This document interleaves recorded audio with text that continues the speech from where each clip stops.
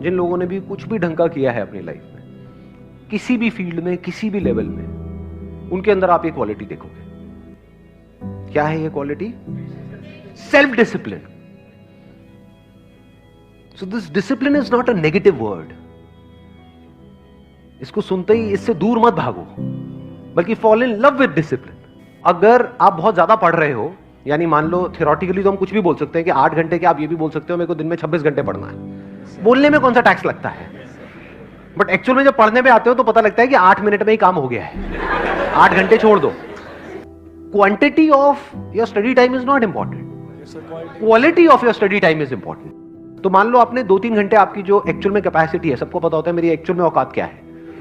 बोलने को आप कुछ भी बोल सकते हो कि इतने घंटे, उतने घंटे, ये वो ये कुछ भी कहानियां हो जाती हैं, बट एक्चुअल में आपको समझ आया कि 2-3 घंटे मेरी मैक्सिमम कैपेसिटी है, उसके बाद मुझे रेस्ट चाहिए होता है 1 घंटे का।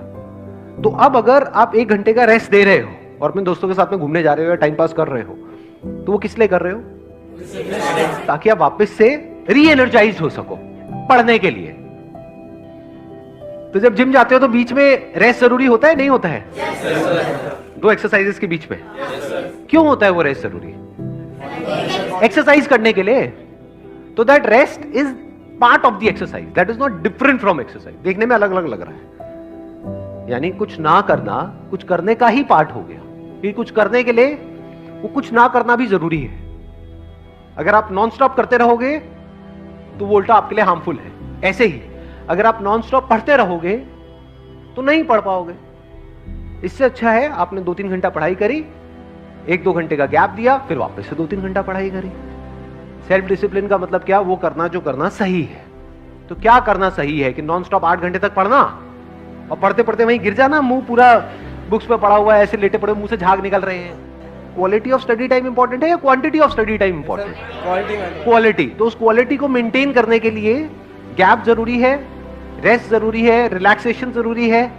अब घर में अगर आप मान लो बुक्स को बंद करके बस बैठे रहोगे 1 घंटे तक, मान लो मोबाइल पे लगे रहोगे, तो क्या होगा?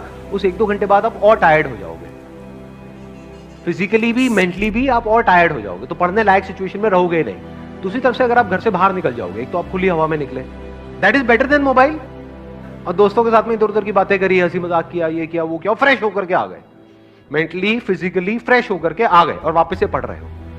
तो क्या ये जो बीच में 1-2 घंटे का गैप आया, ये आपकी पढ़ाई को बेटर बना रहा है या उसको खराब कर रहा है? बेटर बना रहा है। तो ये जरूरी है या नहीं है? अगर आप मजे कर रहे हो, इसको मैं समाप्त कर देता हूं जो कि मैंने इनको कहा है, अगर आप मजे कर रहे हो ताकि आप वो कर सको जो करना सही है, तो ये मजा भी सही है। लेकिन अगर आप मजे कर रहे हो सिर्फ मजे करने के लिए, तो ये मजा गलत है।